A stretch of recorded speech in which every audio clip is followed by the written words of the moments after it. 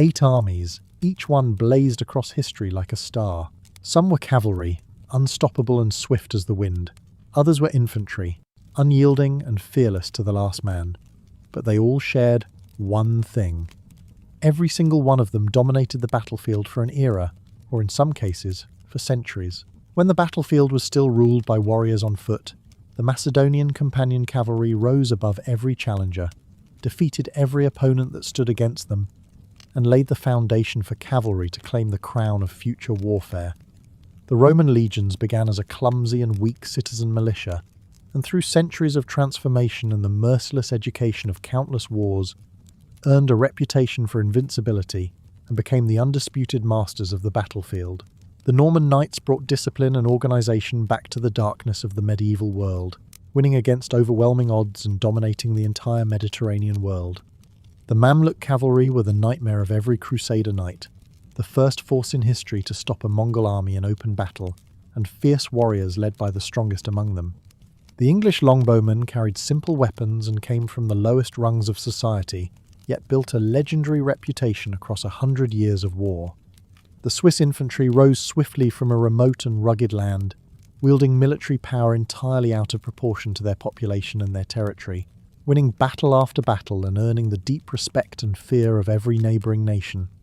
For the centuries that the Ottoman Empire dominated Eurasia, the ferocious Janissaries campaigned alongside their Sultan in every direction, east and west, accumulating victory after victory, and became the sword that swept through Europe, Asia Minor, and North Africa.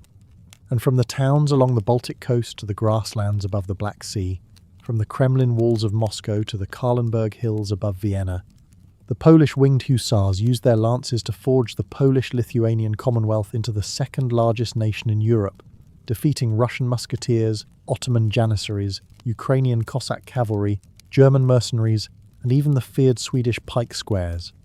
Today, we are going to find out where the power of these 8 armies actually came from, what kind of training they endured, what kind of military culture they built and lived inside, how they used discipline and sound tactical thinking to become the armies that no one in the world wanted to face, how they became the nightmare of their enemies, the backbone of their own people, and the foundation stones of their dynasties. Chapter 1. The first weapon of war, the Macedonian Companion Cavalry. We begin with the army that started everything. The force that proved something the ancient world had decided was impossible.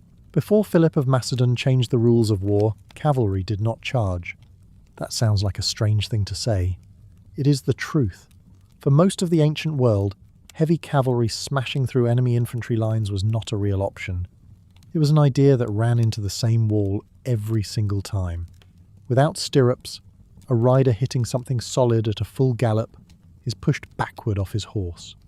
The harder the impact, the more likely the rider is to lose his seat. The momentum that should have been a weapon became a liability. So cavalry across the ancient Mediterranean world did the sensible thing. They skirmished, they harassed, they chased broken enemies, they threatened exposed flanks. They did everything except the one thing that would have made them truly devastating. Philip II of Macedon decided that physics was a problem worth solving, and the force he built to solve it, the Companion Cavalry, the Hetairoi, became the most consequential military unit the ancient world had ever produced. The weapon at the centre of everything was the Exweiston, a cavalry lance at least 3.5 meters long, made from the dense and springy wood of the cornel tree, perfectly weighted so a rider could hold it horizontally at a full gallop without exhausting his arm. Before Philip, the standard cavalry spear across the entire Mediterranean world was roughly half that length. A compromise weapon called the palta by the Persians, useful for throwing and useful for thrusting, but built for neither at its best, and certainly not built for what Philip had in mind. The Exweiston existed for exactly one purpose: maximum force at the moment of contact. Everything the galloping horse could produce transferred through the weapon into the enemy at the worst possible moment for that enemy. The rear end of the lance carried a counterweight spike that shifted the centre of gravity toward the middle of the shaft, making it easier to hold level and extending the reach of the strike. When the Exweiston broke on impact, which it often did, that rear spike could be reversed and used as a secondary weapon without the rider losing a beat. But the Exweiston alone was not the revolution. The weapon was the visible part. The revolution was what Philip did with the men who carried it. The companions were the military aristocracy of Macedon, men bound to the royal house by personal loyalty and rewarded with grants of land.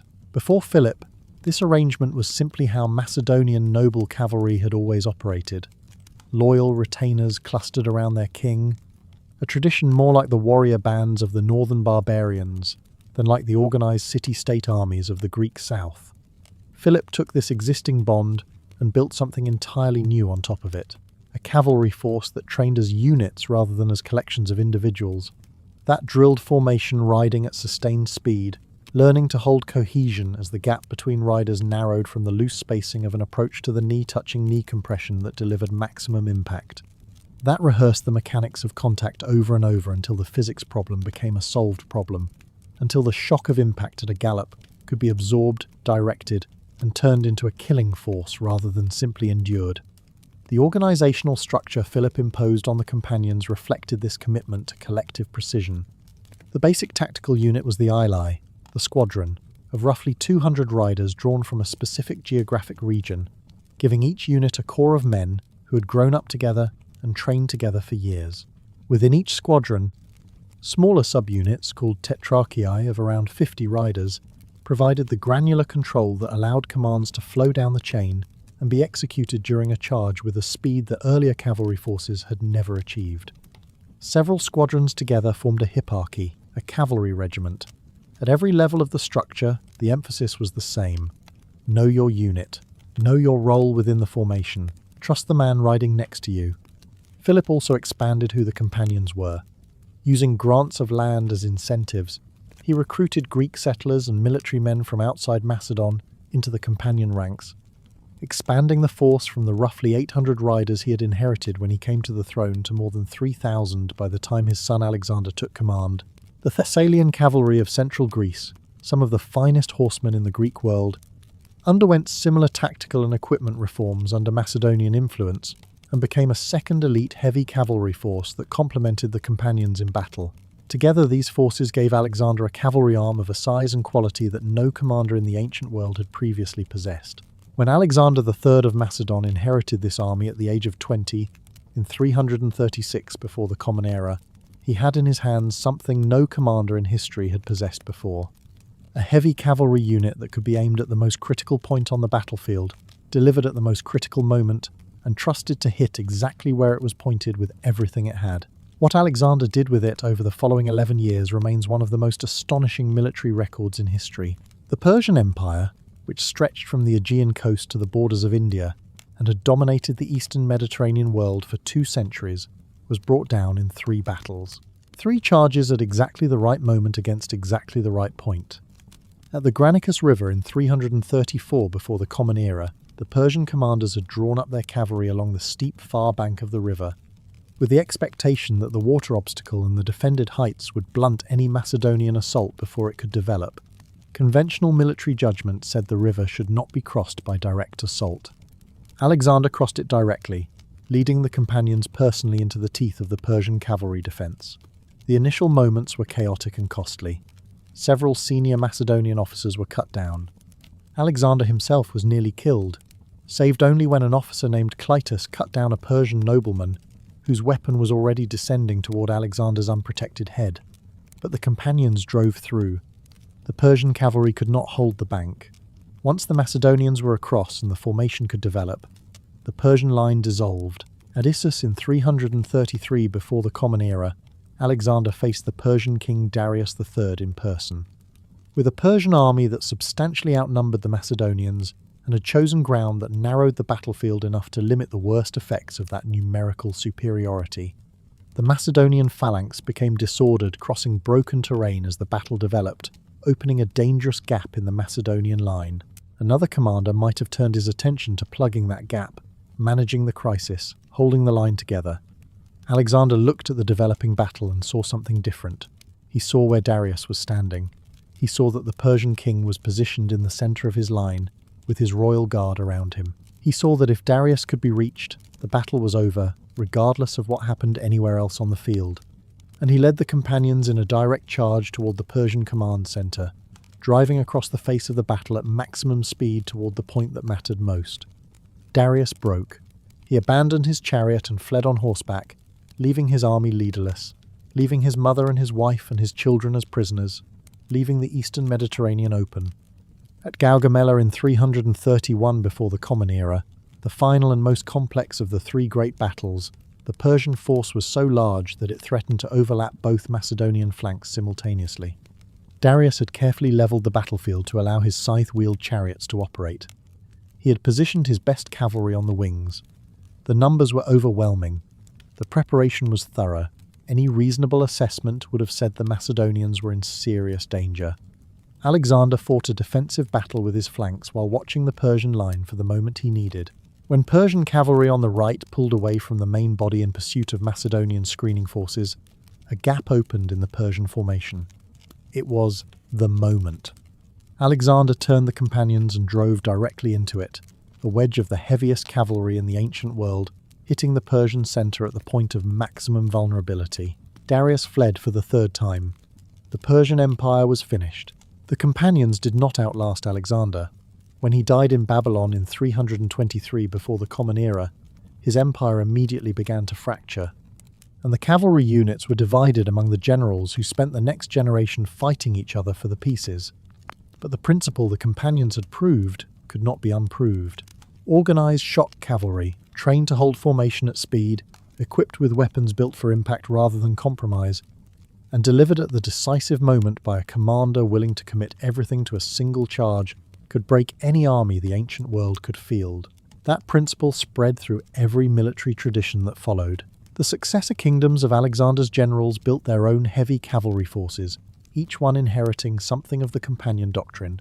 The idea flowed eastward into Parthia and Bactria, westward into Egypt and the Greek peninsula.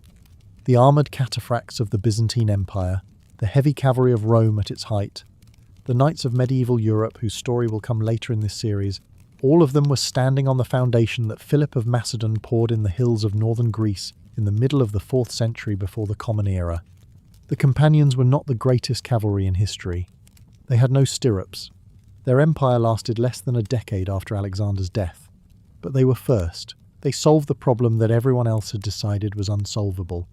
And in military history, as in most things, being the first to solve the impossible problem is an achievement that nothing which comes after can diminish. The army that comes next learned their warfare in almost exactly the opposite way, not through a flash of tactical genius, but through something slower, harder, and in many ways more impressive. They were defeated. They were humiliated on a scale that would have ended any other military tradition in history. And then, out of that humiliation, they built something that would still be standing 6 centuries after Alexander's empire had turned to dust. The Romans were coming, and they were about to show the world what an army looks like when it refuses to stay broken.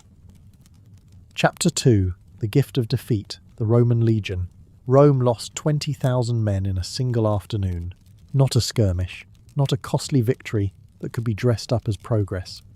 A catastrophe so complete that the Roman Senate sat in silence when the news arrived, because there were no words adequate to what had just happened. The year was 216 before the Common Era. The place was a flat plain in southern Italy called Cannae, and the man who had just destroyed a Roman army of roughly 80,000 soldiers with a force roughly half that size was a Carthaginian general named Hannibal Barca. Cannae should have ended Rome as a military power. By every standard of ancient warfare, a nation that lost an army of that size, in that manner, against that enemy, was finished. The allies would defect, the treasury would collapse, the will to continue would break. Rome did not break. Rome looked at what Hannibal had done to them, studied it, absorbed the lesson at a cost measured in tens of thousands of dead, and rebuilt. And what they built was not just a better army, it was a system.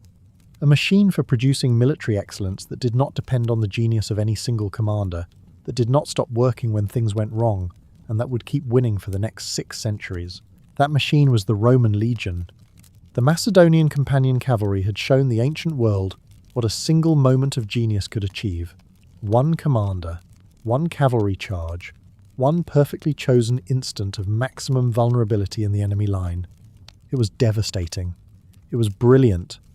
And it was completely dependent on Alexander being Alexander. When Alexander died, the system he had built began to fragment almost immediately, because the system was inseparable from the man at its centre. Rome built something different. They built an institution that could survive the death of any individual within it, that could absorb catastrophic losses and regenerate, that could take an 18-year-old farmer from the hills of central Italy and turn him, through 2 decades of continuous service, into one of the most effective soldiers in the history of warfare. The process that produced this institution was not elegant. It was not the result of a single inspired reform by a visionary king. It was the accumulated product of centuries of grinding, expensive, frequently humiliating military experience. Rome lost battles, Rome lost campaigns, Rome lost entire armies. And every single time Rome looked at what had gone wrong, made adjustments, and came back. The early Roman military had borrowed its basic structure from the Greek world. The phalanx, the dense formation of heavily armoured spearmen standing shield to shield, had been the dominant infantry system of the Mediterranean for centuries. Rome adopted it and used it through the early years of the Republic. It worked well enough against the other Italian city-states that Rome spent its early centuries fighting. It worked badly against almost everyone else, because the phalanx required flat, open ground to function, and Italy was rarely flat and open. Rome began modifying the system. By the 3rd century before the Common Era, the Manipular Legion had replaced the single dense phalanx with smaller, more flexible tactical units called maniples, organised into 3 lines by experience level. The youngest soldiers in front, the veterans in the rear as a final reserve. Gaps between units in each line were offset against the units in the line behind, allowing the formation to flow forward or pull back in a controlled way that the old phalanx could never manage. It was a significant improvement, but Hannibal found the limits of it at Cannae. His genius was geometry. He positioned his weakest troops in the centre of his line, bowing them forward toward the Romans with his strongest forces on the flanks. As the Roman legions pushed forward into the yielding Carthaginian centre, the flanks curved inward. The Roman army, packed tighter and tighter as it advanced into what felt like success, found itself surrounded on 3 sides before most of the men in the middle even understood what was happening. When Carthaginian cavalry completed the encirclement from the rear, the Romans had no room to fight, no room to manoeuvre, and no way out. 20,000 dead in an afternoon, possibly more. The lesson Rome drew from Cannae was not that Roman soldiers were inferior. The lesson was that any system which relies on the entire army advancing as a single mass can be manipulated.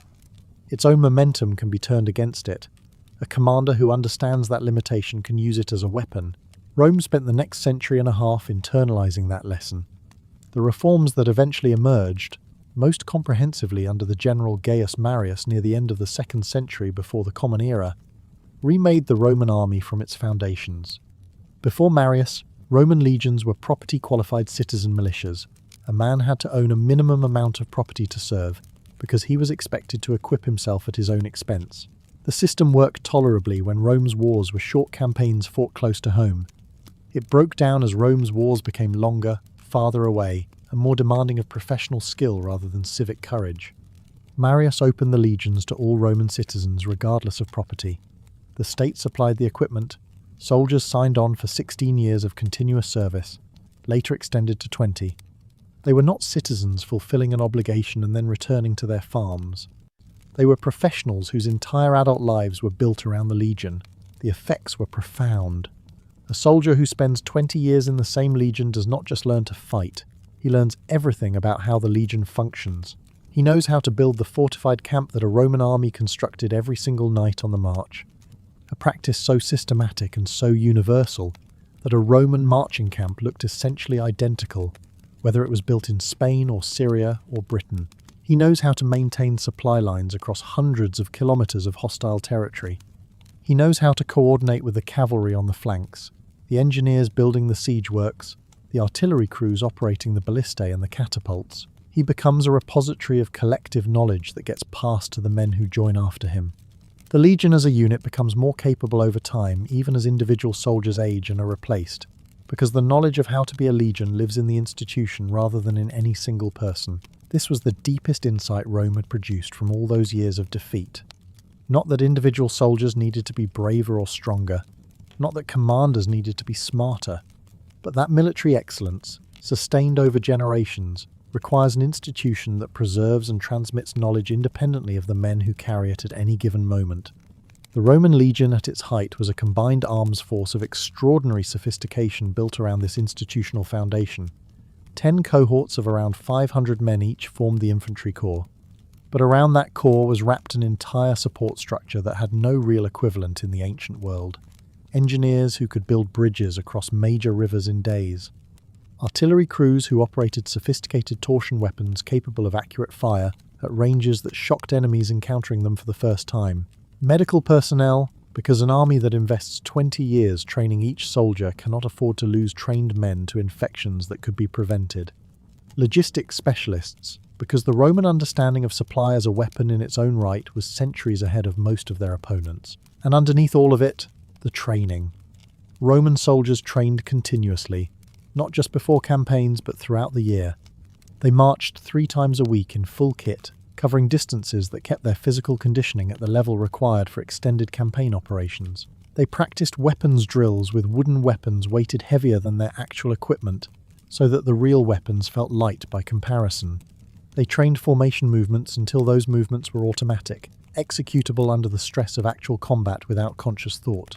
The Roman military writer Vegetius, writing centuries after the height of the legion's power, described the training regime in detail and noted that the Romans believed their superiority came not from numbers but from skill, and that skill came from training that never stopped.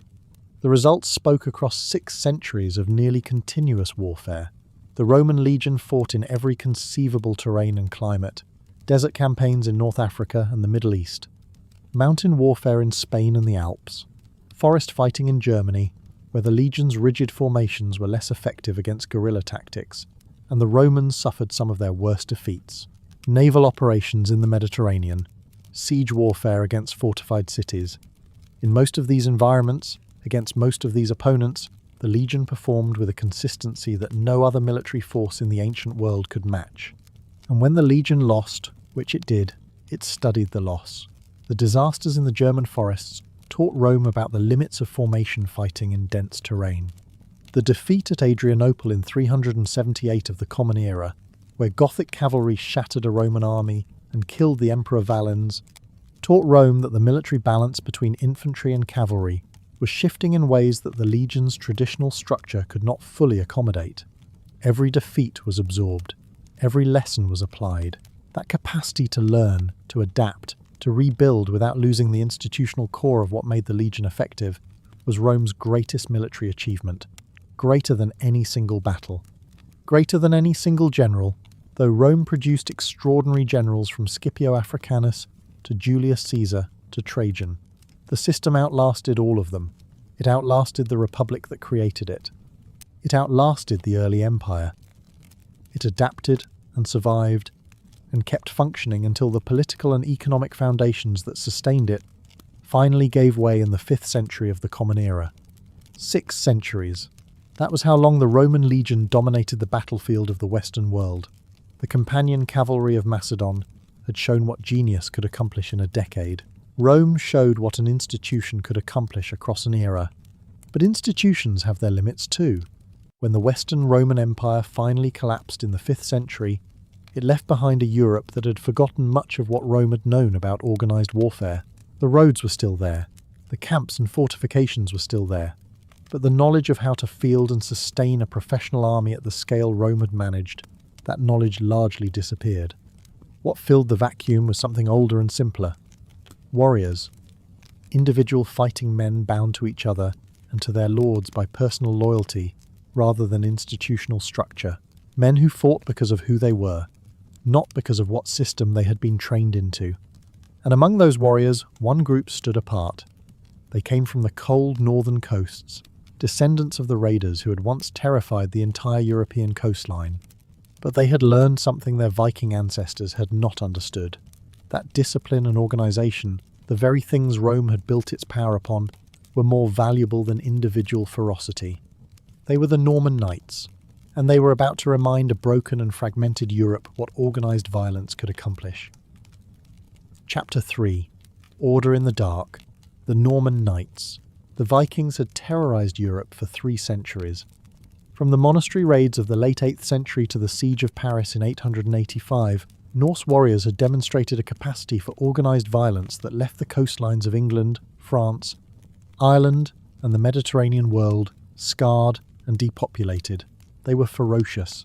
They were mobile. They were willing to go anywhere and fight anyone. And for most of that 3 centuries, the kingdoms of Europe had no reliable answer to them. Then something unexpected happened. The Vikings settled down. In 911, a Norse chieftain named Rollo negotiated a treaty with the Frankish king Charles the Simple, receiving a grant of land in the northwest corner of what is now France, in exchange for his conversion to Christianity and his promise to defend the region from further Viking raids. The land became known as Normandy, the land of the Northmen. What happened in Normandy over the following century and a half was one of the most remarkable military transformations in medieval history. The descendants of the Norse raiders did not simply abandon their warrior culture. They fused it with something they found in the Frankish world around them, the feudal cavalry tradition, the armoured knight on horseback, the disciplined, organised, hierarchical military structure that the Carolingian Empire had developed and that its fragmented successors were struggling to maintain. The result was something neither purely Viking nor purely Frankish. It was something new, and it was extraordinarily effective. Where Rome had shown the world what professional infantry could accomplish over centuries of institutional development, and where the Macedonian companions had demonstrated what disciplined cavalry could achieve in the hands of a single military genius, the Normans showed something different again. They showed what a small, well-organised, highly motivated warrior class could accomplish when it combined personal fighting skill with genuine tactical discipline, in an age when most of Europe had forgotten that such a combination was possible. The core of Norman military power was the knight. Not the romantic knight of later medieval literature, the armoured champion tilting at tournaments and composing poetry for noble ladies. The Norman knight of the 10th and 11th centuries was a working military professional, a man who had spent his entire life learning to fight on horseback and who existed within a social and economic system designed entirely around sustaining that capability. The feudal system that the Normans inherited and refined from their Frankish neighbours was, at its foundation, a military supply chain. Land was granted by a lord to a vassal in exchange for military service. The vassal used the income from that land to equip himself as a knight, to maintain his horses and his armour and his weapons, and to be ready to respond when his lord called him to war. The knight's entire economic existence was justified by his military function. This was not a citizen army assembled in emergencies and then sent home to their farms. This was a permanent military class whose professional identity and social status were inseparable from their capacity for organised violence. What made the Normans distinctive was not the feudal system itself, which existed across much of Western Europe by the 11th century.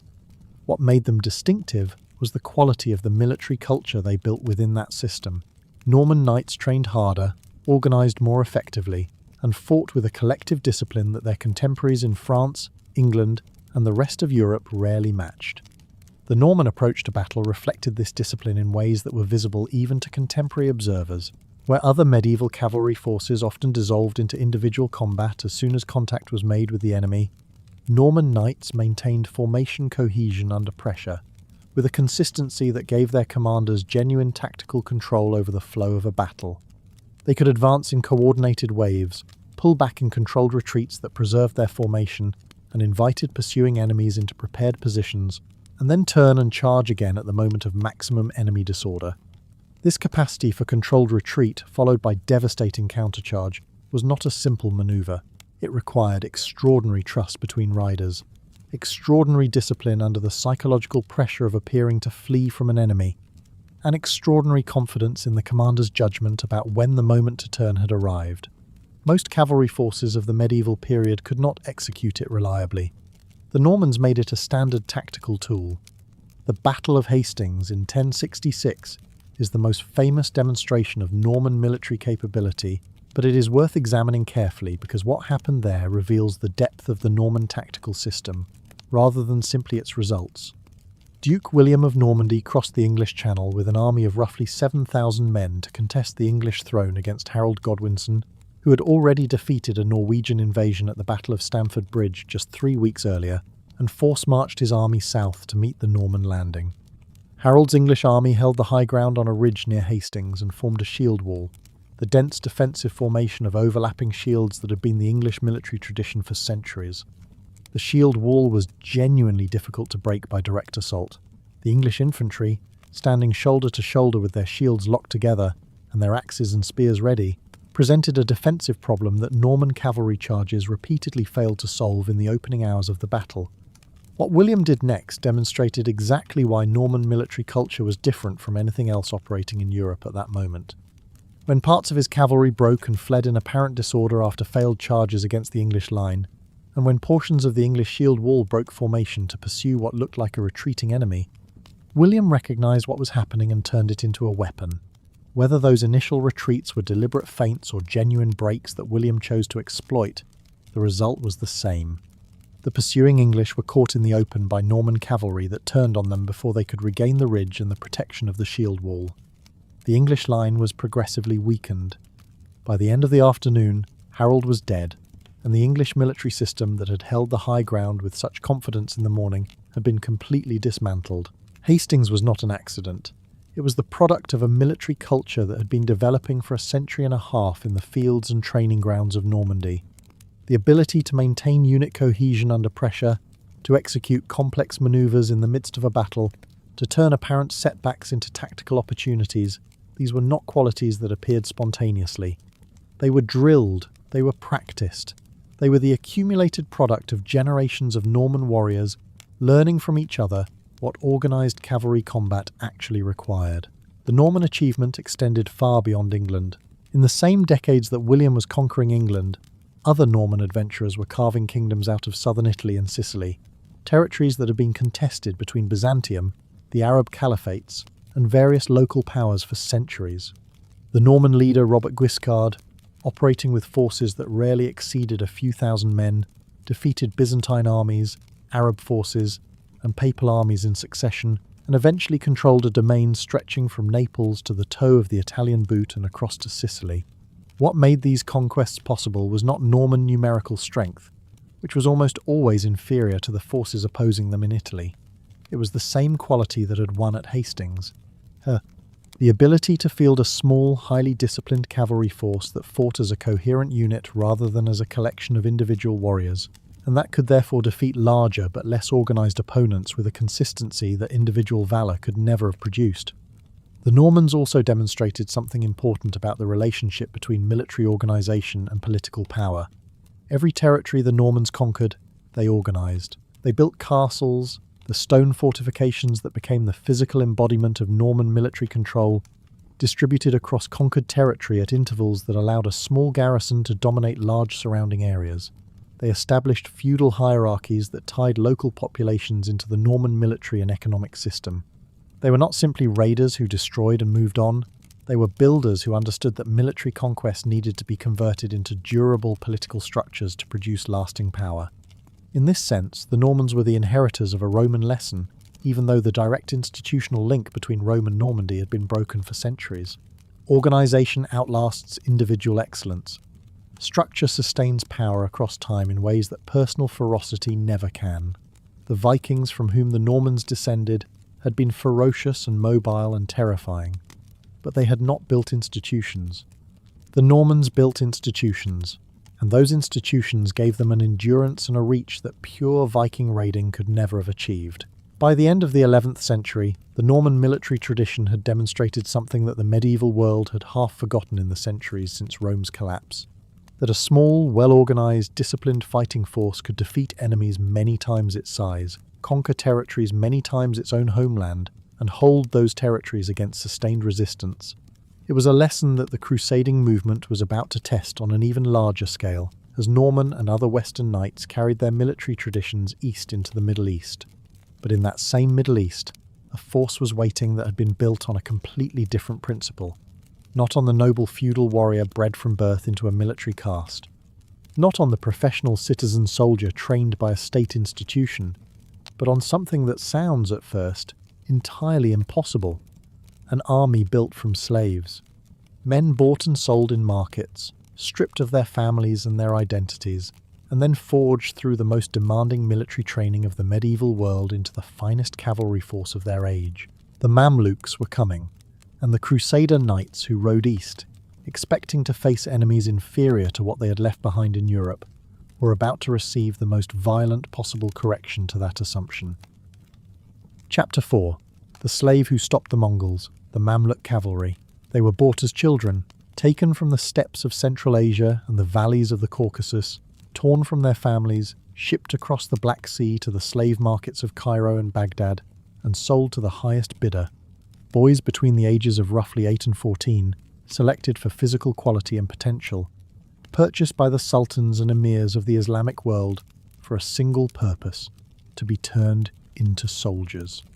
Most civilizations that have used slave soldiers have done so out of necessity, filling gaps in their military manpower with whoever was available. The Islamic world, and the Abbasid Caliphate and its successor states in particular, did something more deliberate and more sophisticated than that. They built a system based on the insight that a warrior stripped of every other loyalty, every family connection, every tribal affiliation, every identity except the one the system gave him, could be made into something more reliably excellent than any warrior who came to his training carrying the weight of everything he already was. The Arabic word for these warriors was Mamluk. It means owned, and the men who bore that name became the most formidable cavalry force in the medieval Islamic world, the nightmare of every crusader knight who rode against them, and the only army in history to stop the Mongols in open battle at the height of Mongol power. Where the Normans had shown what discipline and organisation could achieve within an existing warrior culture, the Mamluks showed what deliberate, systematic, total immersion training could produce when it started from nothing and built a warrior from the ground up. The training system that produced Mamluk warriors was called the Furusiya.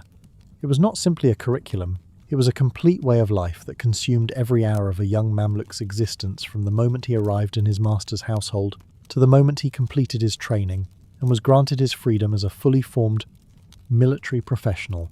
The Furusiya covered everything. Horsemanship at every level, from basic control to the extreme precision required for combat maneuvers at high speed. Archery from horseback, the composite bow technique that the steppe peoples of Central Asia had refined over centuries, which the Mamluks inherited from their origins and then systematized into a training discipline of extraordinary rigor. Swordsmanship, lance work, wrestling, physical conditioning, tactical theory.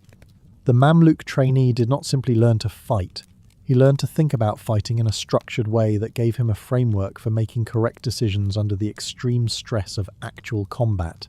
The composite bow at the centre of Mamluk fighting doctrine was a weapon of remarkable sophistication.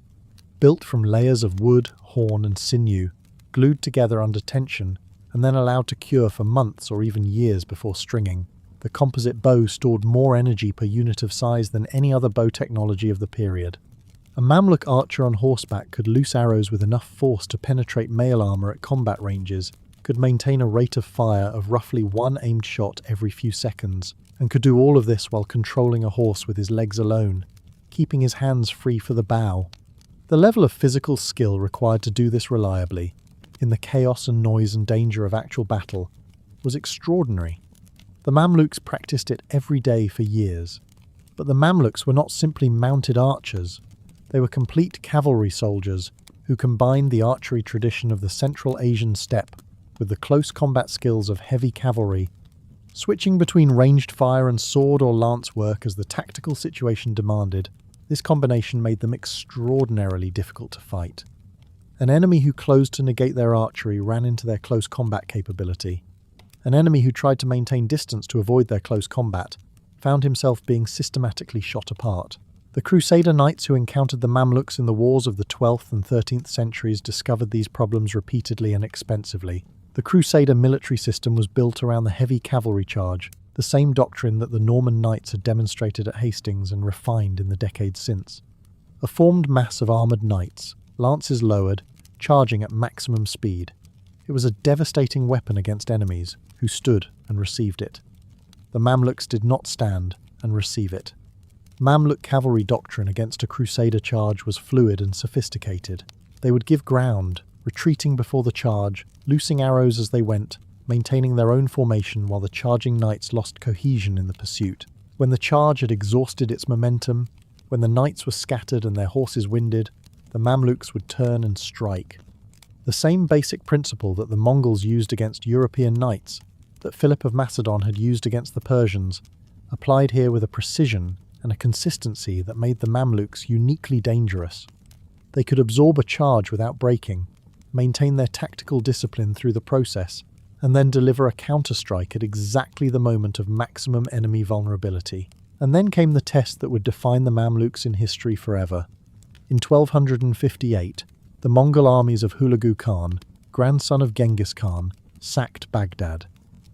The Abbasid Caliphate, the centre of the Islamic world for 5 centuries, was destroyed. The Caliph was executed.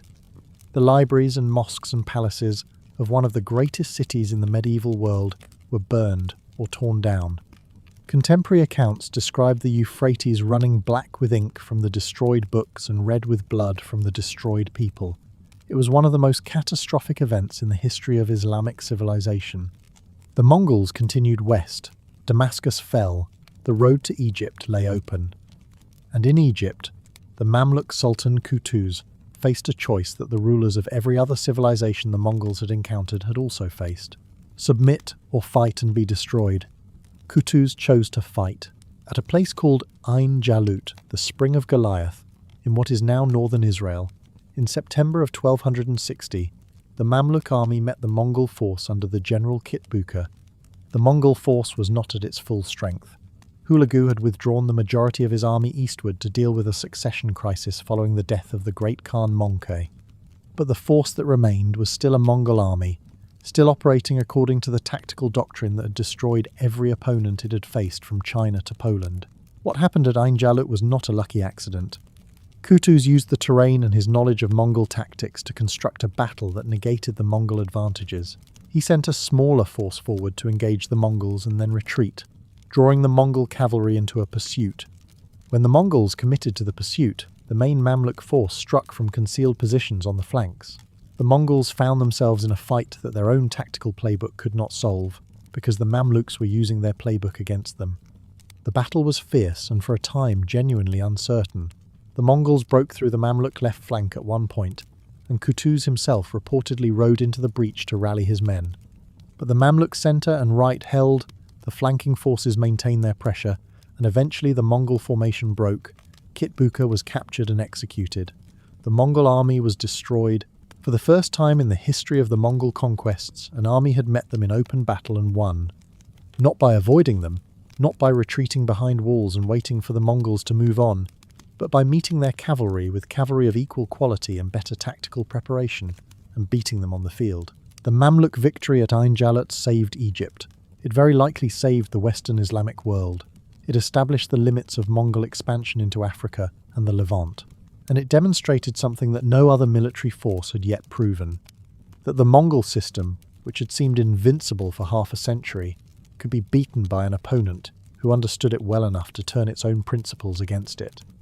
The Mamluks went on to rule Egypt for 2.5 centuries after Ain Jalut, eventually falling to the Ottoman Empire in 1517. But their military legacy was established in that single afternoon in the valley near the Spring of Goliath. They were the warriors who stopped the unstoppable, the slaves who became the masters, the army built from nothing that defeated the army that had conquered everything. There is a deep irony in the Mamluk story that is worth pausing on before we move forward. The system that created them, the systematic purchase and training of slave soldiers, stripped of every prior identity, was extraordinarily effective precisely because it was extraordinarily ruthless. The Furusiyya produced brilliant cavalry soldiers because it took boys at the most formative period of their lives and gave them nothing to be except soldiers. Everything they became because the system made them that way. The English longbowmen who come next in our story were the opposite of this in almost every respect. They were not slaves. They were not stripped of their identities. They were not trained by a system of total institutional control from childhood.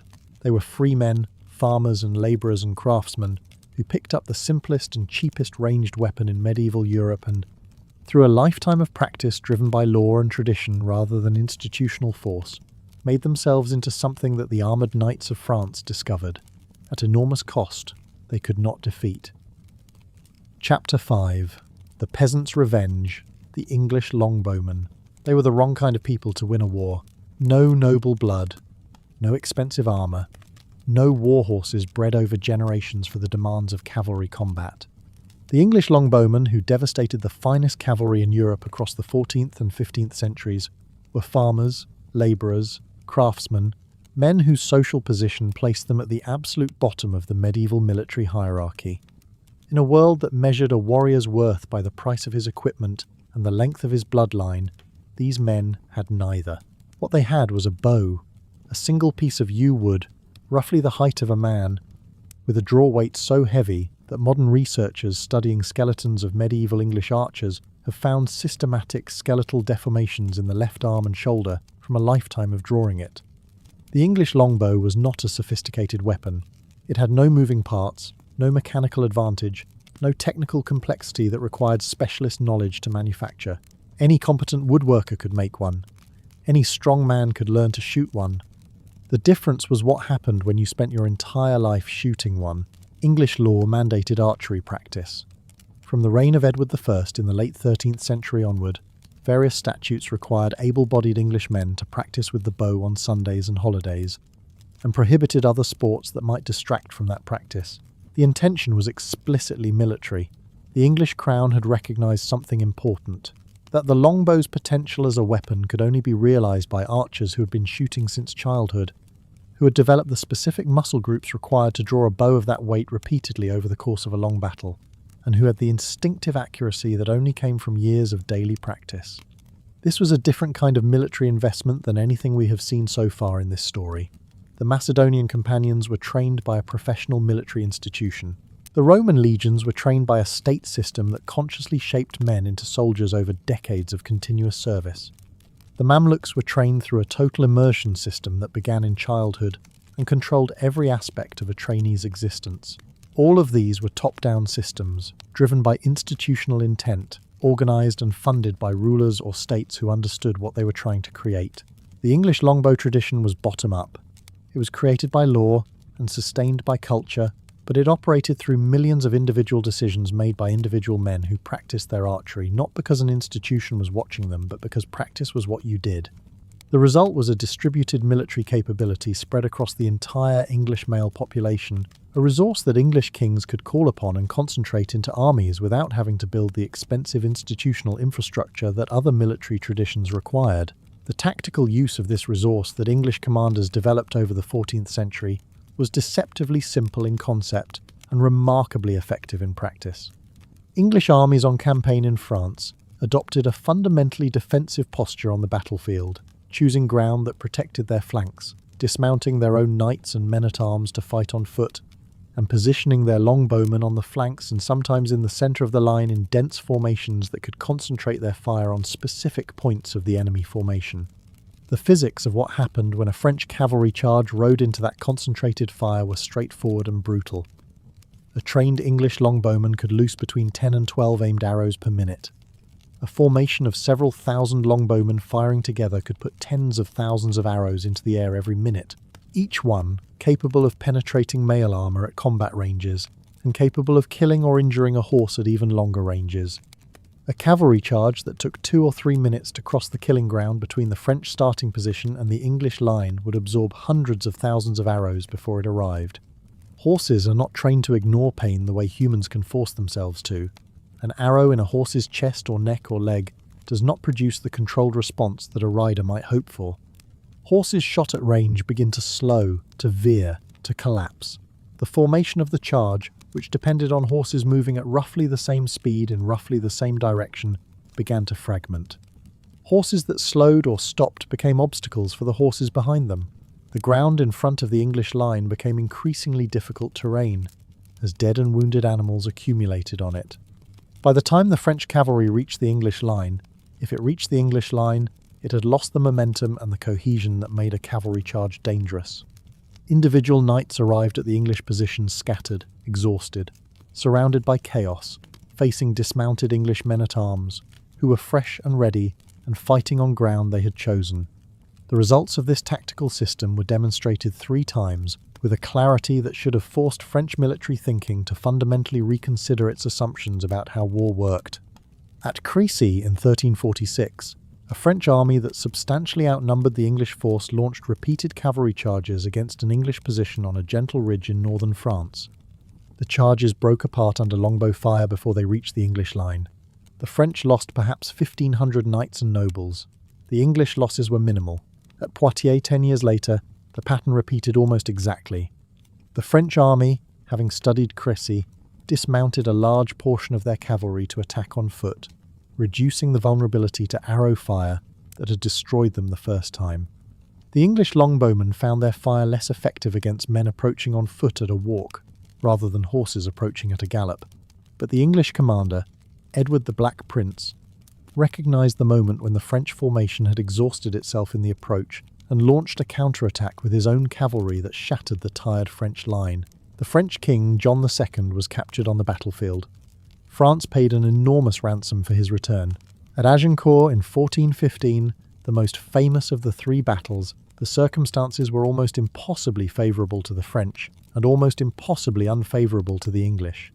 Henry V's army was exhausted, depleted by disease, outnumbered by at least 3-1, and trapped between a French army and the Channel coast with no clear line of retreat.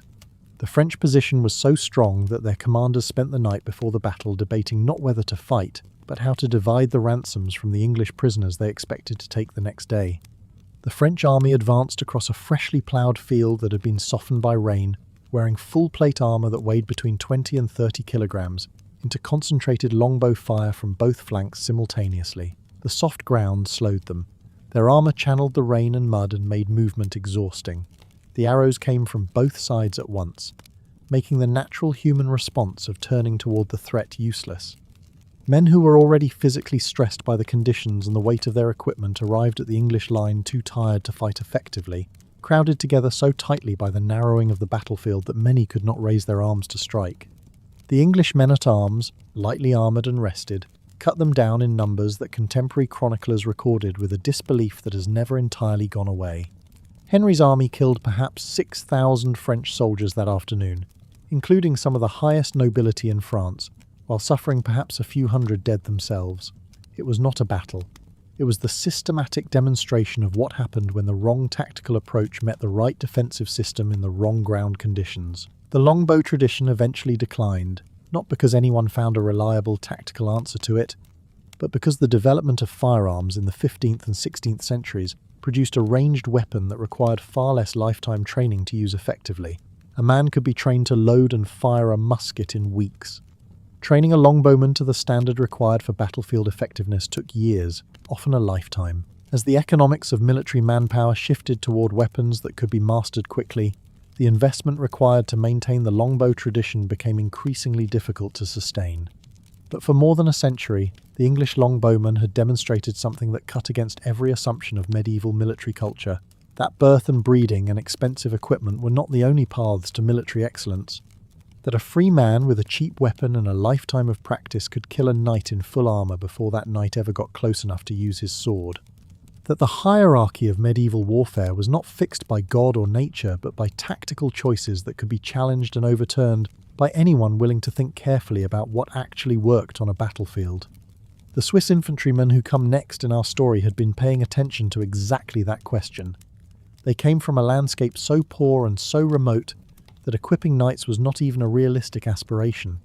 They had no cavalry tradition to fall back on.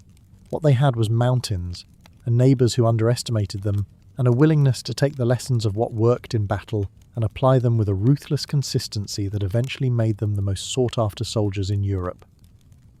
Chapter 6. The Mountain That Moved, the Swiss Infantry. Switzerland should not have been able to field a serious army. The Swiss Confederation of the 14th and 15th centuries was a collection of small cantons clustered around the Alps, with a combined population that was a fraction of the kingdoms surrounding it. No significant cavalry tradition, no hereditary military aristocracy with generations of inherited fighting knowledge, no wealthy crown to fund professional soldiers or sophisticated military infrastructure. The terrain was magnificent and almost completely useless for the kind of warfare that dominated the medieval world. Mountains do not produce knights. Mountains do not produce the agricultural surplus that funds armies. Mountains produced tough people with limited options and a powerful motivation not to be conquered by the wealthy lowland powers pressing against them from every direction. That motivation turned out to be enough. What the Swiss discovered, through a series of desperate defensive fights against forces that had every reason to expect easy victories, was that the tactical principles underlying the English longbow's success against French cavalry applied more broadly than anyone had yet realized. The longbow had shown that a disciplined, well-organized force using the right tactical approach could defeat armored cavalry regardless of social class or individual fighting skill. The Swiss demonstrated that the same principle held true even without the ranged weapon advantage. That infantry, properly organized and properly motivated, could not only resist cavalry but could destroy it in open battle on flat ground, which was something that medieval military theory had considered essentially impossible. The weapon the Swiss built their system around was the halberd, and later the pike. The halberd was a pole weapon roughly 2 meters long with an axe blade, a spike, and a hook mounted on the top, capable of pulling a mounted knight from his horse, piercing armor at close range, and keeping cavalry at a distance simultaneously. The pike was simpler, a wooden shaft between 4 and 6 meters long, with an iron point designed for one purpose: to present a wall of points to charging cavalry that no horse would willingly enter and no rider could easily reach past. Neither weapon was new. Pole weapons had existed in various forms throughout the medieval period. What the Swiss contributed was not the weapon but the formation, the training, and above all the discipline to hold that formation under the extreme psychological pressure of a cavalry charge. The Swiss battle formation, the pike square, was a dense block of men standing shoulder to shoulder, the front ranks presenting their pikes horizontally toward the enemy, the ranks behind adding their weight to the formation and ready to fill any gap that opened in the front. A properly formed Swiss pike square presented an enemy cavalry force with a wall of iron points at chest height for the horses, with the shafts of the pikes angled downward and braced against the ground behind the front rank. A horse that tried to enter that wall of points would be impaled. A horse that refused to enter it, which was the natural response of any horse with intact survival instincts, would check its speed and mill about in front of the formation, presenting its rider as a target for the halberds of the Swiss front rank. The tactical concept was straightforward. The execution was brutally difficult. Holding a pike square formation under a cavalry charge required every man in the formation to trust every other man completely. A single gap, a single man who flinched or stepped back at the wrong moment, could unravel the entire defensive integrity of the square. The pressure of several hundred armoured horses and riders bearing down on a line of infantry at full gallop produced a psychological experience that broke most medieval infantry formations long before physical contact was made. The thundering hooves, the screaming horses, the glittering armour catching the light, the sheer physical mass of the charge, all of it combined into a sensory assault that overwhelmed the individual soldier's capacity for rational calculation and triggered a flight response that was extremely difficult to override by conscious decision. The Swiss overrode it. Through training, through cohesion, built over years of living and drilling together in the small communities that formed the basic social unit of the Confederation, through a military culture that treated breaking formation as the ultimate dishonour and holding it under impossible pressure as the highest virtue, the Swiss produced infantry that could stand and receive a cavalry charge without flinching. The battles that established the Swiss military reputation came in rapid succession in the late 14th and early 15th centuries. At Morgarten in 1315, a Swiss force used terrain to ambush a Habsburg cavalry column in a mountain pass, a defensive victory that proved Swiss fighters could defeat mounted knights, but left open the question of what they could do on open ground. At Lopen in 1339, the Swiss fought and won a battle that included both cavalry and infantry opponents on more open terrain, demonstrating that their system could function outside the mountain environment where they had first developed it. The battle that truly announced the Swiss to Europe came at Granson in 1476, followed closely by Merton in the same year. The opponent was Charles the Bold, Duke of Burgundy, one of the wealthiest and most powerful rulers in Western Europe, commander of what was considered the finest army on the continent. Charles had professional artillery, professional cavalry, professional infantry, and the financial resources to equip them all to the highest standard available. He also had a deep contempt for Swiss infantry that proved to be the most expensive mistake of his military career. At Granson, the Swiss advance on the Burgundian position was so unexpected in its speed and aggression that Charles's army broke before serious contact was made, leaving behind an enormous quantity of artillery, treasure, and equipment. At Merton 3 months later, the Swiss attacked a fortified Burgundian camp in a driving rainstorm and destroyed Charles's army so completely that contemporary accounts describe the lake near the battlefield as choked with Burgundian dead. Charles himself escaped both battles but lost the core of his military power in the process. The following year at Nancy, Charles the Bold died in battle against a Swiss and Allied force, his body found on the battlefield days after the fighting, partially eaten by wolves, identifiable only by his fingernails and the scars from old wounds. The greatest military power in Western Europe had been dismantled in 3 battles over the course of a single year by infantry, from a small mountain confederation that most of Charles's contemporaries had not considered a serious military threat. The Swiss victory over Burgundy sent a message through the courts and military establishments of Europe that could not be ignored. Infantry, properly organised and properly trained, could not merely defend against cavalry. It could attack, could maintain offensive formation cohesion across open ground while advancing toward an enemy position, and could destroy cavalry forces that attempted to stop it. The pike square in motion, advancing at the quick march with the front ranks presenting their weapons and the mass of the formation pressing forward from behind, was nearly as difficult to stop as a cavalry charge and far more controllable. European rulers drew the obvious conclusion. If Swiss infantry was this effective, Swiss infantry was worth hiring. The mercenary market for Swiss soldiers that developed in the late 15th and early 16th centuries was the most competitive in Europe.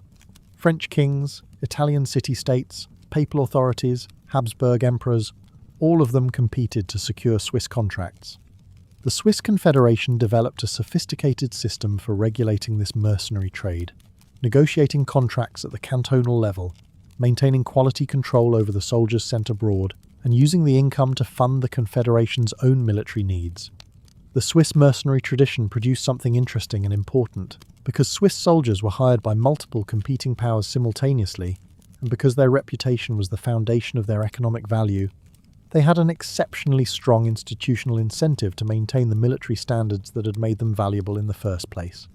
A Swiss mercenary force that performed poorly damaged not just its own reputation, but the reputation of the Confederation as a whole, affecting the contracts and income of every other Swiss soldier.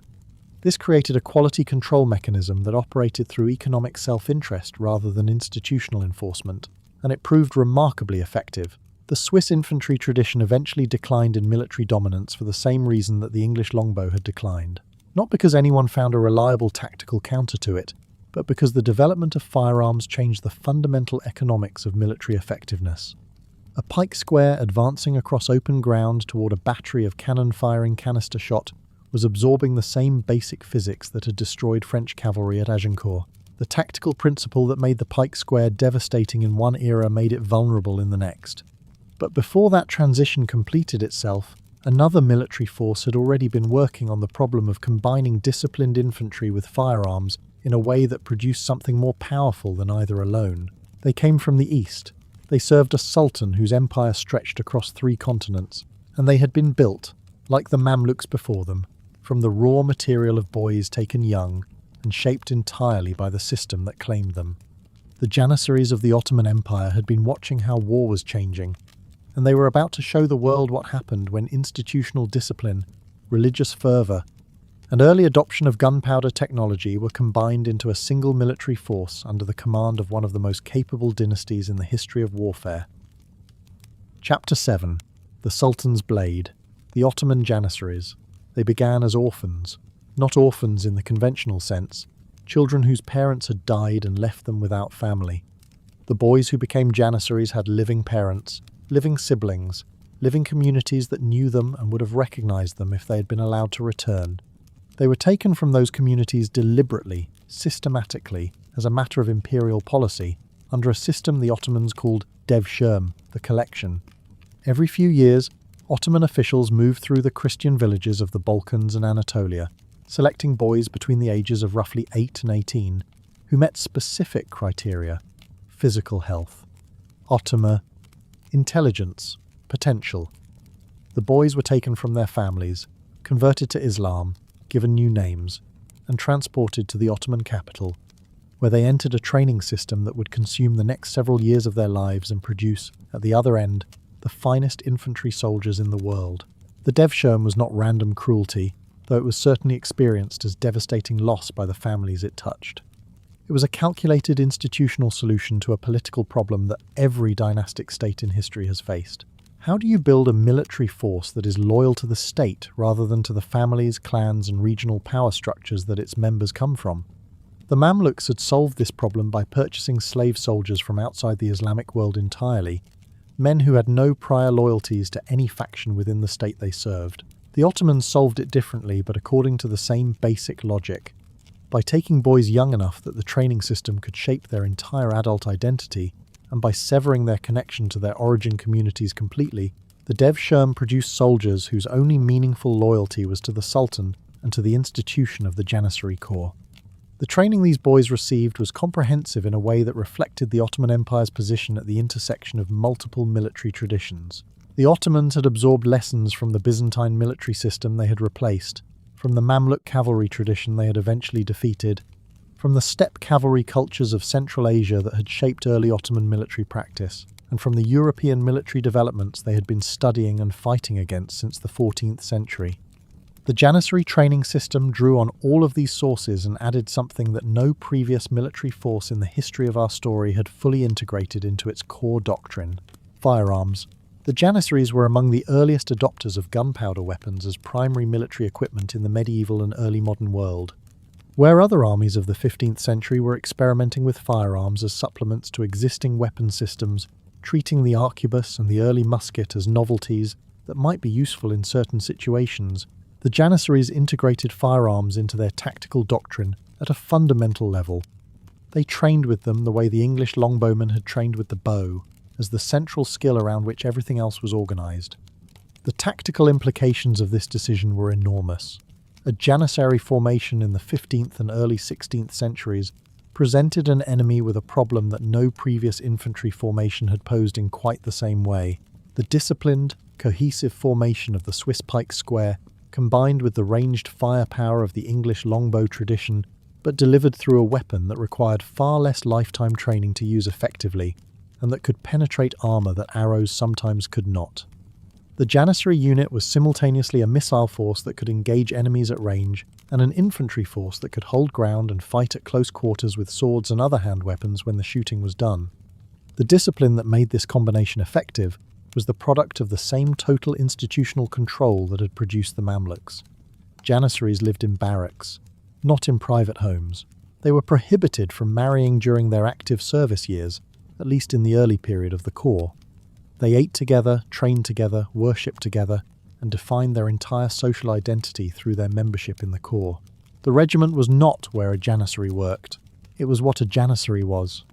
This total institutional identity produced military cohesion of a quality that was immediately visible on the battlefield. Janissary formations held under pressure that broke other infantry. They maintained their discipline and their rate of fire in conditions of noise and chaos and danger that caused less institutionally grounded soldiers to fragment into individual self-preservation. And they did this not because of individual heroism, though individual Janissaries could certainly be heroic, but because the institution had made collective discipline the deepest reflex of their military identity. The Ottoman military system that the Janissaries anchored was also far more sophisticated than simply its infantry. The Ottomans combined their Janissary infantry with powerful artillery, capable cavalry forces on the flanks, and a logistical system that could sustain large armies across enormous distances. The integration of these arms into a coherent combined force was one of the Ottoman military's greatest achievements, and the Janissaries were the linchpin that held the combination together. Artillery prepared enemy positions, cavalry threatened flanks and pursued broken enemies.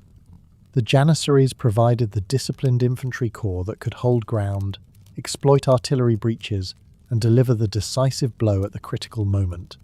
The battle that announced the Ottoman military system to the world in the most dramatic possible way was the fall of Constantinople in 1453. The city had been the capital of the Byzantine Empire for more than 1,000 years, protected by walls that had successfully resisted every siege for most of that millennium. The walls of Constantinople were the most formidable urban fortifications in the medieval world, and they had held against Arab armies, Bulgarian armies, and Crusader armies over the centuries. The Ottoman Sultan Mehmed II, who was 21 years old when he launched his siege, brought something none of those previous attackers had possessed in sufficient quantity and quality: artillery capable of breaching the ancient walls. The siege lasted 53 days. The Janissaries led the final assault through the breaches the artillery had created, fighting their way into a city whose defenders had held on with extraordinary courage, but simply had no answer for the combination of firepower and disciplined infantry the Ottomans deployed against them.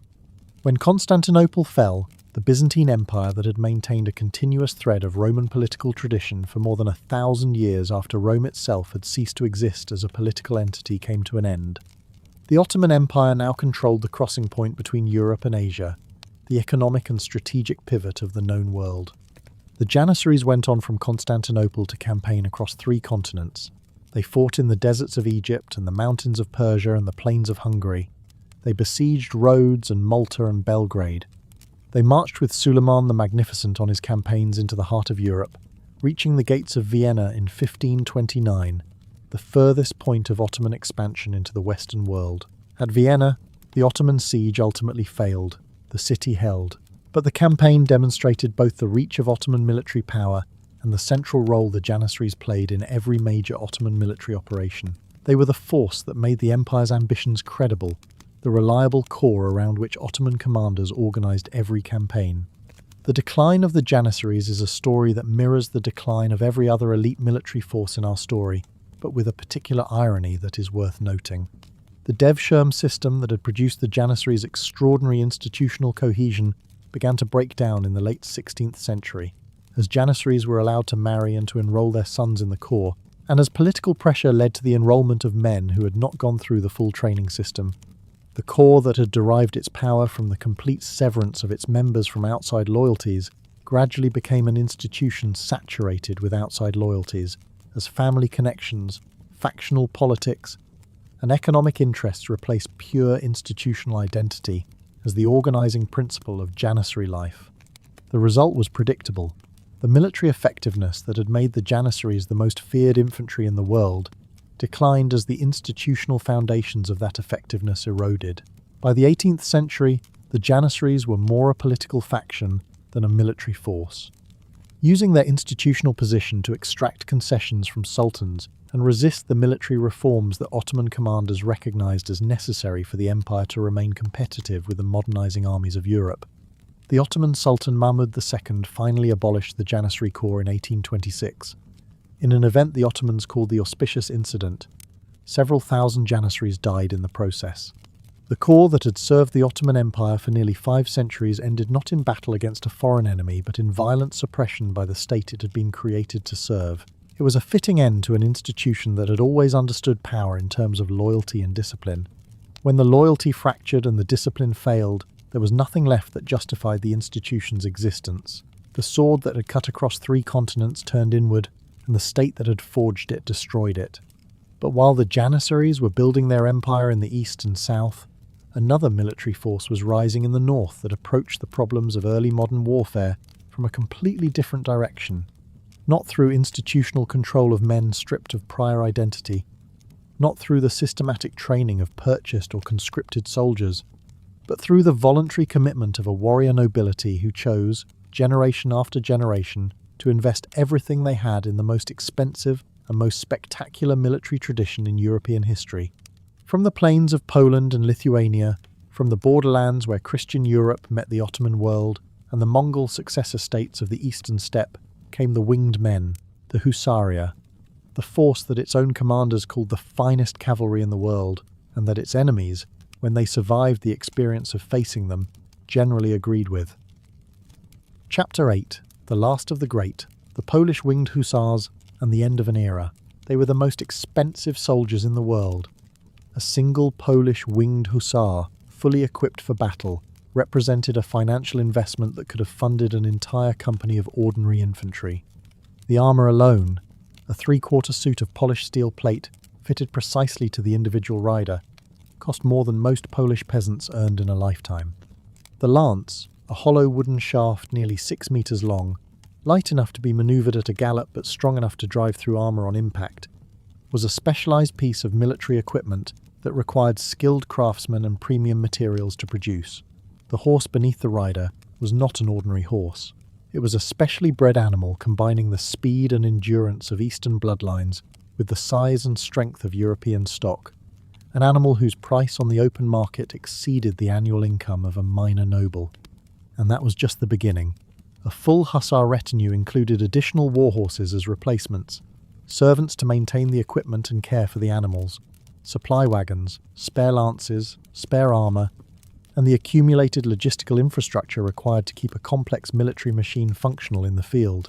The wings themselves, the great wooden frames mounted with eagle feathers that gave the hussars their name and their visual identity, were ceremonial as much as functional, worn for inspections and formal occasions rather than in every battle, but they were part of an overall aesthetic of overwhelming magnificence that served a genuine military purpose. An army of winged hussars advancing at a canter across an open plain was one of the most psychologically overwhelming sights available to a military commander in the 17th century European world. The hussars emerged in the late 15th and early 16th centuries from the military traditions of the Hungarian and Polish borderlands, drawing on the light cavalry practices of the steppe peoples who had pressed against those borders for centuries. In their early form, they were lighter, more mobile, closer in character to the Eastern cavalry they had learned from. The transformation into the heavy shock cavalry that became famous across Europe was the work of several decades of military evolution, driven by the particular strategic situation of the Polish-Lithuanian Commonwealth and shaped decisively by the military reforms of the King Stefan Batory in the 1570s and 80s. Batory understood something that the Swiss and the Janissaries had demonstrated from the infantry side of the equation. That military effectiveness was not primarily about individual courage or individual skill, though both mattered. It was about system, about training, organisation, and the coherent integration of individual capability into a collective force that was more powerful than the sum of its parts. He reformed the hussar units along lines that emphasised formation discipline and tactical coordination, without sacrificing the individual horsemanship and fighting skill that the hussar tradition had always prized. The result was a cavalry force that combined qualities that military theory of the period generally considered incompatible. The hussars were heavy enough to deliver genuine shock impact at the moment of contact, their armour and their mass sufficient to drive through enemy formations that lighter cavalry could only harass. But they were fast enough to maintain the mobility that made cavalry tactically flexible, capable of rapid repositioning and repeated charges in a way that true heavy cavalry, fully encased in plate and mounted on slow war horses bred primarily for weight-bearing, could not match. And they were disciplined enough to execute complex tactical maneuvers under fire, to hold formation through the approach and deliver a coordinated charge rather than dissolving into individual combat before contact was made. The lance was the instrument of the hussars' decisive power, nearly 6 meters long, made from hollow wood that was light enough to be handled at a gallop, but that transferred the full momentum of horse and rider into the target on impact. The hussar lance was a weapon designed for a single catastrophic moment. The charge, the moment when several hundred lances lowered simultaneously, when the thunder of hooves reached its maximum intensity, when the formation compressed from a cantering approach into a full gallop, and the kinetic energy of thousands of kilograms of horse and armoured man converged on a single point in the enemy line. Contemporary accounts of hussar charges describe a physical and psychological experience that went beyond normal military encounter. The sound alone, the combined hoofbeats of hundreds of horses accelerating to a gallop, was described by witnesses as resembling continuous thunder. The visual impact of the formation, the polished armour catching the light, the lances lowering in unison, the wings, if they were worn, adding an otherworldly dimension to the spectacle, produced in defending infantry and cavalry alike a fear response that training could moderate, but rarely eliminate entirely. The battle record that the hussars built across roughly 2 centuries of nearly continuous warfare was extraordinary. At Kirkholm in 1605, a hussar force of roughly 3,500 cavalry defeated a Swedish army of 11,000 men in a battle that lasted less than 20 minutes, one of the most complete cavalry victories in early modern European military history. At Klushino in 1610, a Polish force that included hussar units defeated a Russian army roughly 4 times its size and captured Moscow, placing a Polish prince briefly on the Russian throne.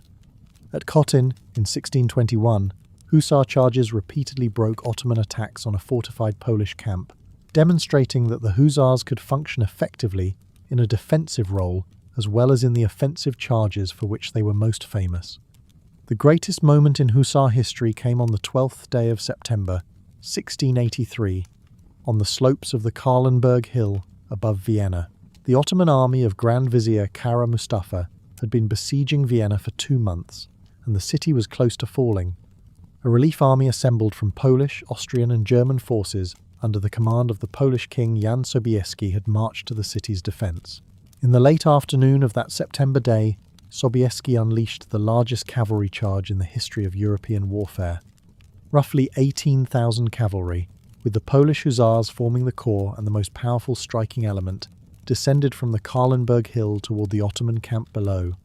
The charge broke the Ottoman siege lines, shattered the Ottoman army, sent Kara Mustafa fleeing south in a route that did not stop until it reached Belgrade, and ended the Ottoman threat to Central Europe permanently. It was the moment that halted the western expansion of the Ottoman Empire and began the long decline that would eventually reduce the empire to the fragments from which the modern Middle East was constructed. Vienna was the Hussars at their absolute peak. It was also, in many ways, their farewell performance. The military world was changing in ways that no amount of courage, skill, or institutional excellence could arrest. The firearms revolution that had been developing since the Janissaries adopted the arquebus 2 centuries earlier was reaching a point of maturity that fundamentally altered the balance between cavalry and infantry on the battlefield. Flintlock muskets were faster to load and more reliable than their predecessors. Bayonets, fixed to the muzzle of a musket, allowed infantry to defend against cavalry without the need for a separate pike formation, eliminating the tactical gap that charging cavalry had always sought to exploit. Artillery was becoming more mobile and more powerful, capable of devastating cavalry formations at ranges where the horses could not yet respond. The Great Northern War of the early 18th century, in which the Swedish military genius Charles XII demonstrated what disciplined, firearms-equipped infantry could achieve against opponents still relying on older tactical systems, was in many ways the definitive demonstration of how completely the military balance had shifted. The Hussar charges that had shattered Swedish formations at Kirchholm a century earlier were no longer reliable against Swedish infantry trained to hold formation and maintain fire discipline under cavalry attack. The tactical environment that had made the Hussars dominant had changed, and the Hussars could not change fast enough to keep pace with it. The Polish-Lithuanian Commonwealth itself was weakening.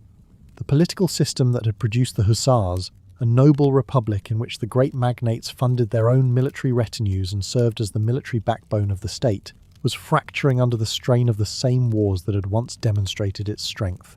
The economic cost of maintaining Hussar units was becoming unsustainable as the Commonwealth's financial position deteriorated. The neighbours who had once trembled at the sound of Hussar hoofbeats, Russia and Prussia and Austria, were building professional standing armies funded by centralised state revenues and equipped with modern weapons, armies that did not depend on the voluntary participation of an expensive nobility, and that could be expanded or modified as military technology evolved. By the mid-18th century, the Winged Hussars had effectively ceased to exist as a functioning military force.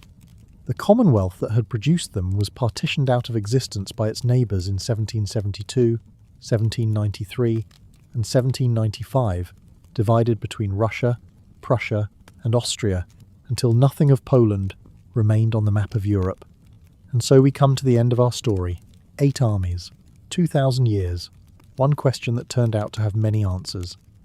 2. What makes an army the greatest of its age?